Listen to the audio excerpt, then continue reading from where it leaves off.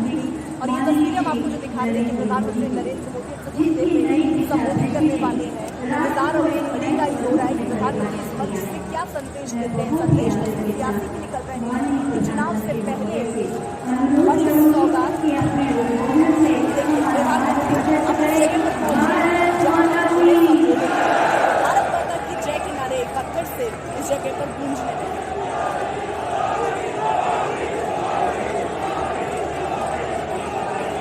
देश के यशस्वी प्रधानमंत्री नरेंद्र मोदी जी पोडियम पर आ चुके हैं उद्बोधन के लिए।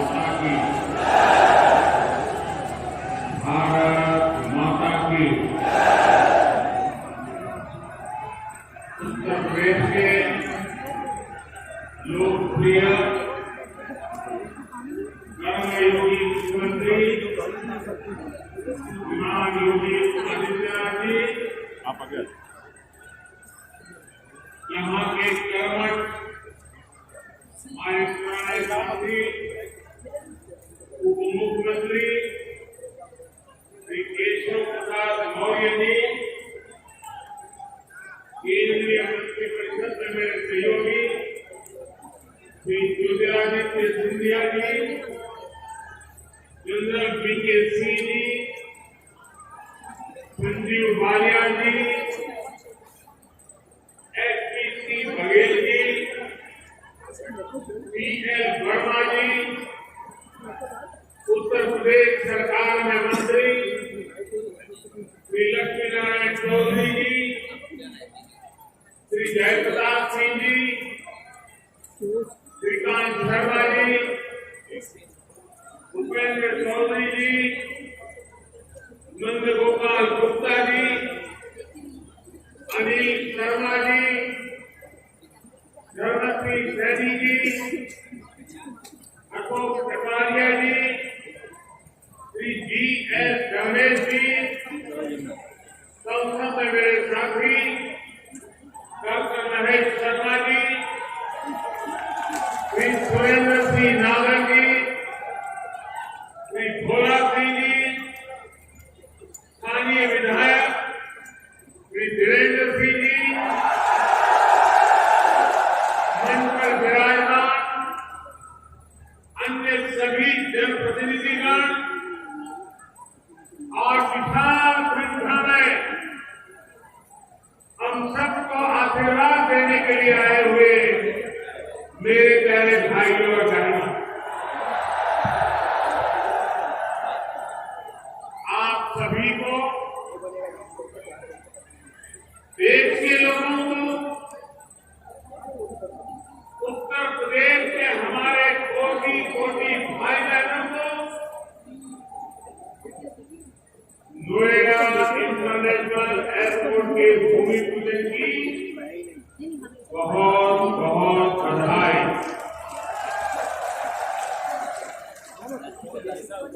आज इस एयरपोर्ट के भूमि पूजन के साथ ही दाऊदी मेले के लिए प्रसिद्ध क्या बात है, देवर भी अंतर्राष्ट्रीय मानचित्र पर अंकित हो गया। इसका बहुत बड़ा लाभ दिल्ली एनसीआर और पश्चिमी यूपी के करोड़ों करोड़ों लोगों को होगा। मैं इसके लिए आप सभी को, पूरे देश को बधाई देता हूं।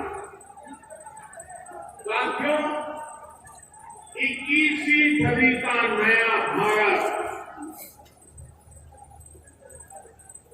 आज एक से बढ़कर एक बेहतरीन आधुनिक इंफ्रास्ट्रक्चर का निर्माण कर रहा है। बेहतर सड़कें, बेहतर रेल नेटवर्क, बेहतर एयरपोर्ट, ये सिर्फ इंफ्रास्ट्रक्चर प्रोजेक्ट ही नहीं होते, बल्कि ये तत्व कर देते हैं, लोगों का जीवन पूरी तरह से बदल देते हैं।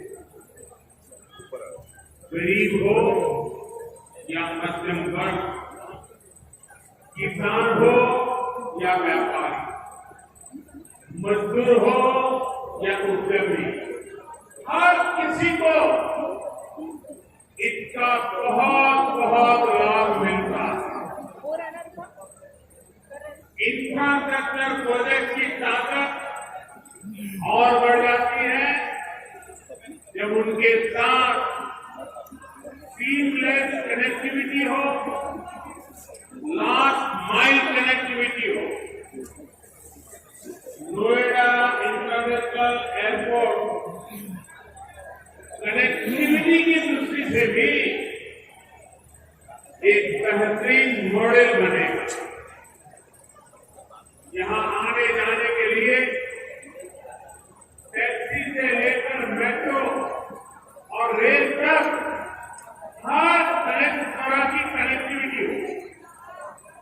एयरपोर्ट से निकलते ही आप सीधे यमुना एक्सप्रेसवे पर आ सकते हैं। नोएडा, ग्रेटर नोएडा एक्सप्रेसवे तक जा सकते हैं।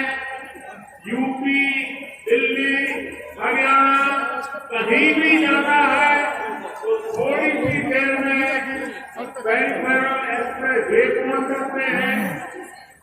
और अब तो दिल्ली मुंबई एक्सप्रेसवे भी तैयार होने वाला, उससे भी अनेकों शहरों तक पहुंचना आसान हो जाए। यही नहीं, यहां से डेडिकेटेड फ्रेट कॉरिडोर के लिए भी सीधी कनेक्टिविटी होगी। एक तरफ से नोएडा इंटरनेशनल एयरपोर्ट उत्तरी भारत का लॉजिस्टिक गेटवे बनेगा। ये इस पूरे क्षेत्र को नेशनल गतिशक्ति मास्टर प्लान का एक सशक्त प्रतिनिधित्व बनाएगा। साथियों, आज देश में जितनी तेजी से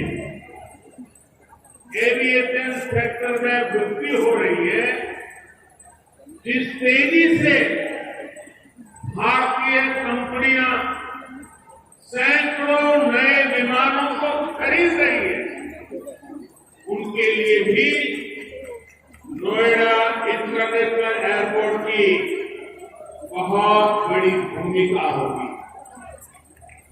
ये एयरपोर्ट विमानों के रखरखाव, रिपेयर सबसे बड़ा सेक्टर होगा। यहाँ 40 एकड़ में मेंटेनेंस, रिपेयर एंड सर्विस देगी और सैकड़ों युवाओं को रोजगार उपलब्ध कराएगी। आप कल्पना कीजिए, आज भी हम अपने 85% विमानों को एमआरओ सेवा के लिए विदेश भेजते हैं और इस काम के पीछे हर वर्ष 15,000 करोड़ रुपए खर्च होते हैं। 30,000 करोड़ में प्रोजेक्ट बनने वाला है, सिर्फ रिपेयरिंग के लिए हर वर्ष 15,000 करोड़ बाहर जाता है। हजारों करोड़ रुपए खर्च होते हैं, जिसका अधिकांश हिस्सा दूसरे देशों को जाता है। अब ये एयरपोर्ट इस नीति को, भाइयों बहनों, इस एयरपोर्ट के माध्यम से पहली बार देश में integrated multi modal cargo hub की, इसकी भी कल्पना साकार हो रही है। इससे इस पूरे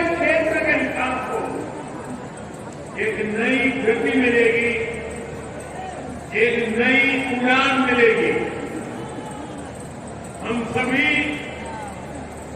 ये जानते हैं कि जिन राज्यों की सीमा समंदर से सटी होती है, उनके लिए बंदरगाह और बहुत बड़े एसेट होते हैं। विकास के लिए उसकी बहुत बड़ी ताकत काम आती है, लेकिन यूपी जैसे लैंडलॉक राज्यों के लिए यही भूमिका एयरपोर्ट की होती है। यहाँ अलीगढ़, मथुरा, मेरठ, आगरा, बिजनौर, मुरादाबाद, बरेली ऐसे अनेकों औद्योगिक क्षेत्र हैं। उनकी सेल्फी ले। यहाँ सर्विस सेक्टर का बड़ा इकोसिस्टम भी है अपनी और सेल्फी ले लो वहाँ कहीं। एग्रीकल्चर सेक्टर में भी आ जाएगी। पश्चिमी उत्तर प्रदेश की अहम हिस्सेदारी है। अब इन क्षेत्रों का सामर्थ्य भी नहीं, बहुत ज्यादा बढ़ गया से है। इसलिए ये इंटरनेशनल एयरपोर्ट आप एक्सपोर्ट के एक बहुत बड़े केंद्र को नहीं अपनी अंतर्राष्ट्रीय बाजारों से सीधे कनेक्ट करेगा। सुनो। अब यहाँ के किसान साथी, विशेष रूप से छोटे किसान, फल, सब्जी, मछली जैसी जल्दी खराब होने वाली उपज को सीधे एक्सपोर्ट कर पाएंगे। हमारे जो ऊर्जा क्षेत्र के कलाकार हैं, मेरठ की स्पोर्ट्स इंडस्ट्री है, सहारनपुर का फर्नीचर है, मुरादाबाद का पीतल उद्योग है, आगरा का फुटवियर और पैठा है, पश्चिमी यूपी के अनेक एमएसएमई को भी विदेशी मार्केट में पहुंचने में अब और आसानी होगी। साथियों, किसी भी क्षेत्र में एयरपोर्ट के आने से मोदी जान परिवर्तन का एक ऐसा चक्र शुरू होता है जो चारों दिशाओं को लाभ पहुंचाता है। हवाई अड्डे के निर्माण के दौरान रोजगार के हजारों अवसर बनते हैं। हवाई अड्डे को सुचारू रूप से चलाने के लिए भी हजारों लोगों की आवश्यकता होती है। पश्चिमी यूपी के हजारों लोगों को ये एयरपोर्ट नए रोजगार भी देगा। राजधानी के पास होने से पहले ऐसे क्षेत्रों को एयरपोर्ट जैसी सुविधाओं से नहीं जोड़ा जाता। माना जाता था कि दिल्ली में तो एयरपोर्ट और दूसरी सुविधा है ही। हमने इस सोच को बदला। आज देखिए, हमने हिंडन एयरपोर्ट को यात्री सेवाओं के लिए चालू किया। इसी प्रकार हरियाणा के हिसार में भी एयरपोर्ट पर तेजी से काम कर रहा है। दोबारा ले लो, बेकार है उसे। जब एयर कनेक्टिविटी बढ़ती है तो टूरिज्म भी उतना ही ज्यादा फलता फूलता है। हम सभी ने देखा है कि माता वैष्णो देवी की यात्रा हो या फिर केदारनाथ यात्रा, हेलीकॉप्टर सेवा से जुड़ने के बाद वहां श्रद्धालुओं की संख्या में निरंतर बढ़ोतरी हो रही है। पश्चिमी यूपी के प्रसिद्ध टूरिस्ट और आस्था से जुड़े बड़े केंद्रों के लिए नोएडा इंटरनेशनल एयरपोर्ट भी यही काम करने वाला है। साथियों, आजादी के 7 दशक बाद पहली बार उत्तर प्रदेश को वो मिलना शुरू हुआ है जिसका वो हमेशा से हकदार डबल इंजन की सरकार के प्रयासों से आज उत्तर प्रदेश देश के सबसे कनेक्टेड क्षेत्र में परिवर्तित हो रहा है। यहाँ पश्चिमी यूपी में भी लाखों करोड़ रुपए के प्रोजेक्ट पर तेजी से काम चल रहा है। रैपिड रेल कॉरिडोर हो, एक्सप्रेस वे हो, मेट्रो कनेक्टिविटी हो, पूर्वी और पश्चिमी समंदर से यूपी को जोड़ने वाले डेडिकेटेड फ्रेट कॉरिडोर हो, ये आधुनिक होते उत्तर प्रदेश की नई पहचान बन रहे हैं। आजादी के इतने सालों तक तो उत्तर प्रदेश को ताने सुनने के लिए मजबूर कर दिया गया था। कभी गरीबी के ताने, कभी जात पात की राजनीति के ताने, कभी हजारों करोड़ रुपयों के घोटालों के ताने, कभी खराब सड़कों के ताने, कभी उद्योगों के अभाव के ताने, कभी ठप पड़े विकास के ताने, कभी अपराधी माफिया और राजनीति के गठजोड़ के ताने। यूपी के कोटि कोटि सामर्थ्यवान लोगों का यही सवाल था कि क्या वाकई कभी यूपी की एक सकारात्मक छवि बन पाएगी कि नहीं बन पाएगी। आज बहनों, पहले की सरकारों ने जिस उत्तर प्रदेश को अभाव और अंधकार में बनाए रखा, पहले की सरकारों ने जिस उत्तर प्रदेश को हमेशा झूठे सपने दिखाए, वही उत्तर प्रदेश आज राष्ट्रीय ही नहीं अंतर्राष्ट्रीय छाप छोड़ रहा है। आज यूपी में अंतर्राष्ट्रीय स्तर के मेडिकल संस्थान बन रहे हैं। आज यूपी में अंतर्राष्ट्रीय स्तर के शिक्षण संस्थान बन रहे हैं।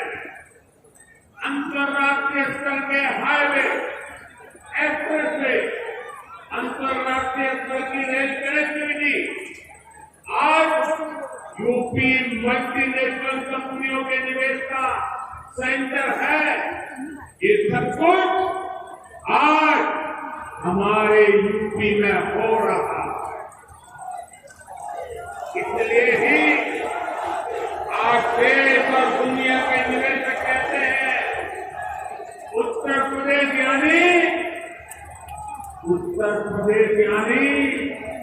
उत्तम सुविधा निरंतर मिले।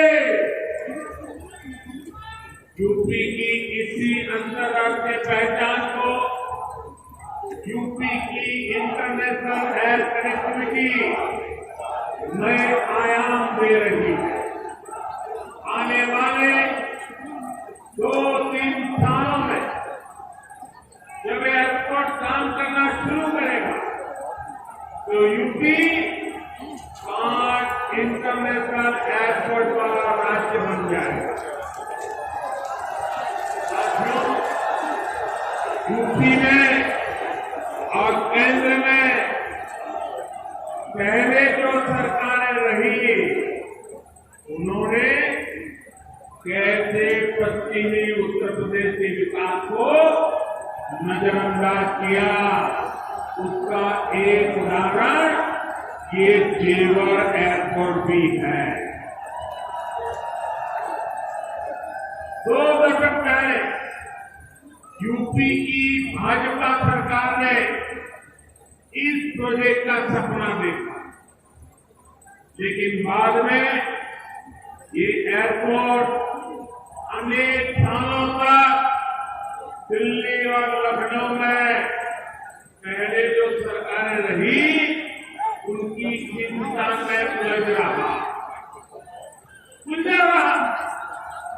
यूपी में पहले जो सरकार थी उसने तो बकायदा चिट्ठी लिखकर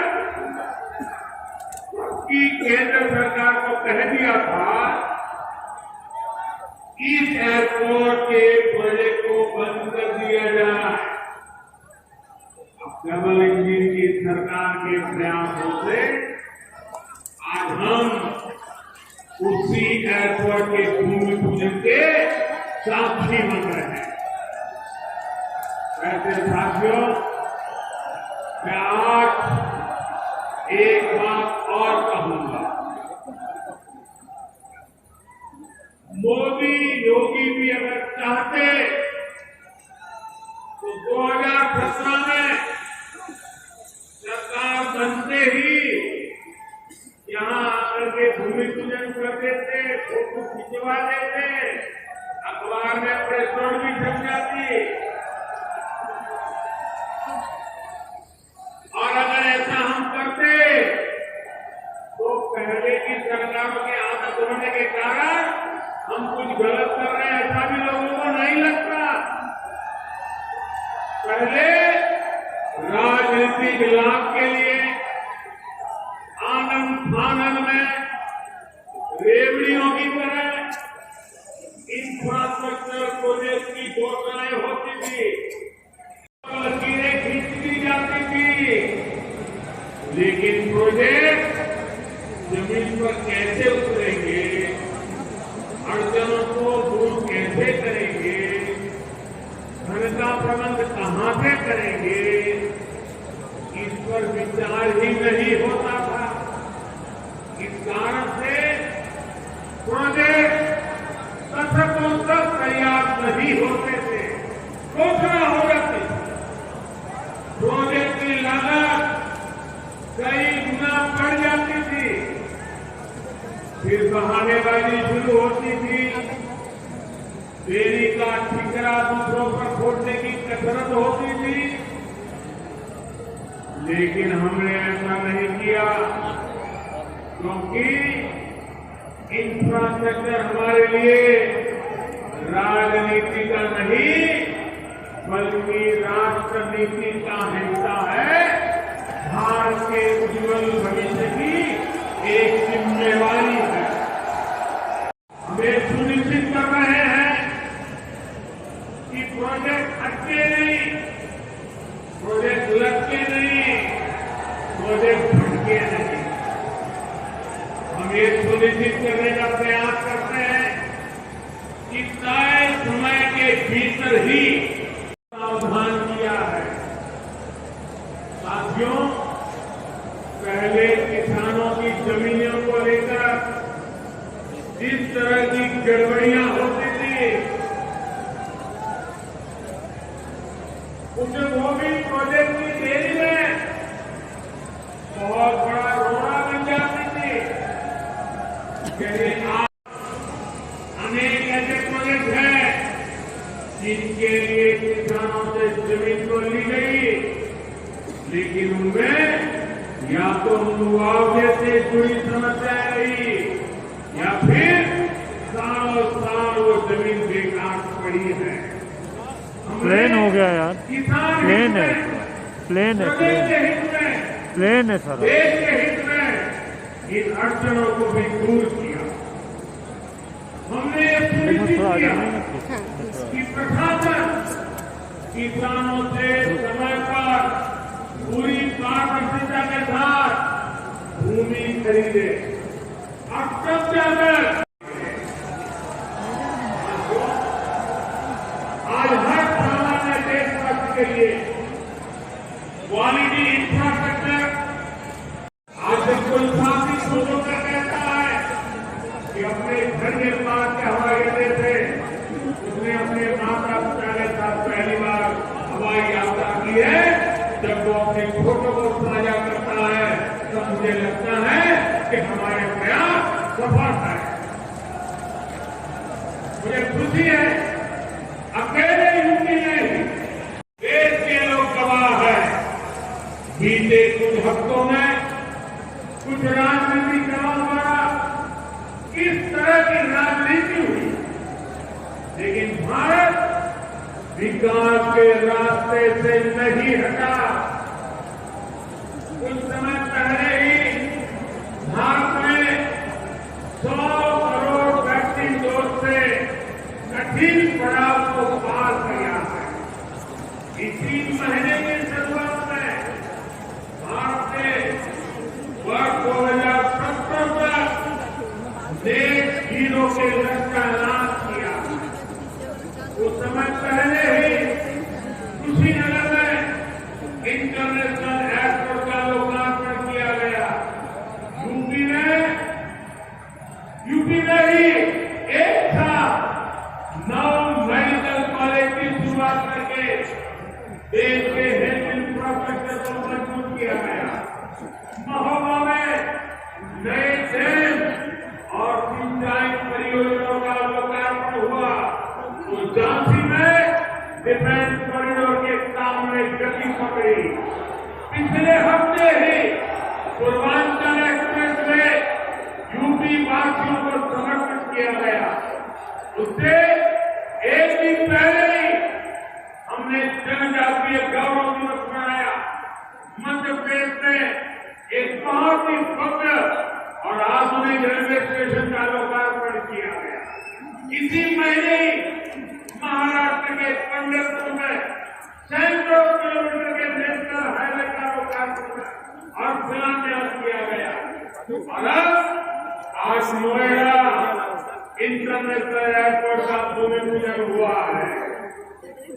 हमारी राष्ट्रभक्ति के सामने, हमारी राष्ट्र सेवा के सामने कुछ राजनीतिक दलों की स्वार्थ नीति कभी टिक नहीं सकती।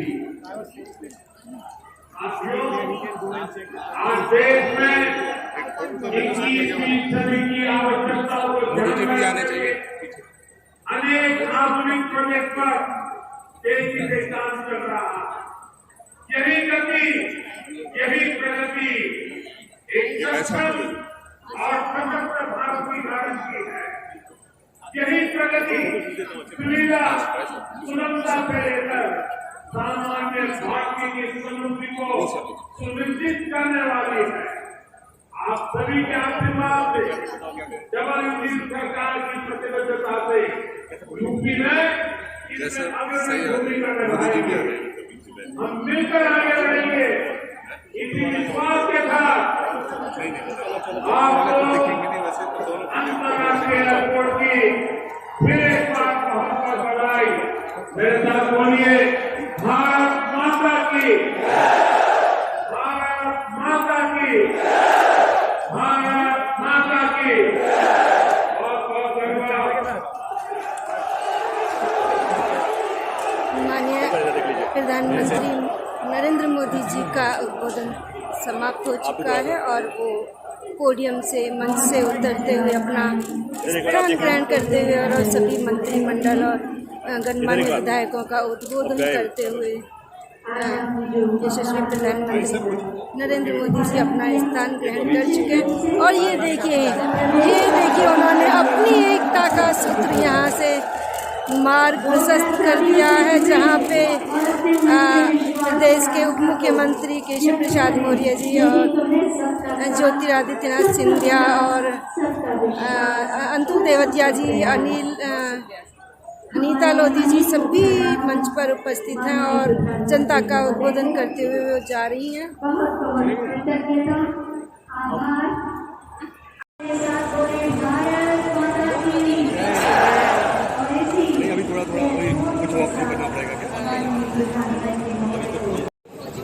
साथियों, ये जो देख रहे हैं आप, जेवर अंतर्राष्ट्रीय हवाई अड्डे का मैप है और यहाँ ये लाइटिंग के साथ में बहुत खूबसूरती के साथ में इसको डिस्क्राइब किया गया है।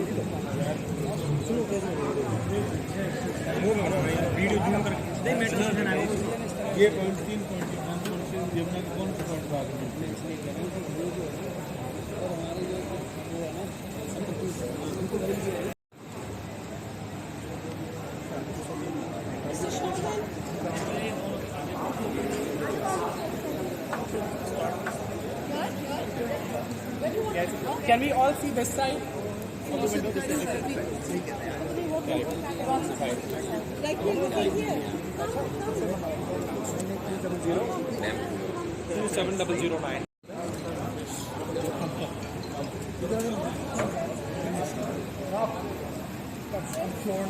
Chris.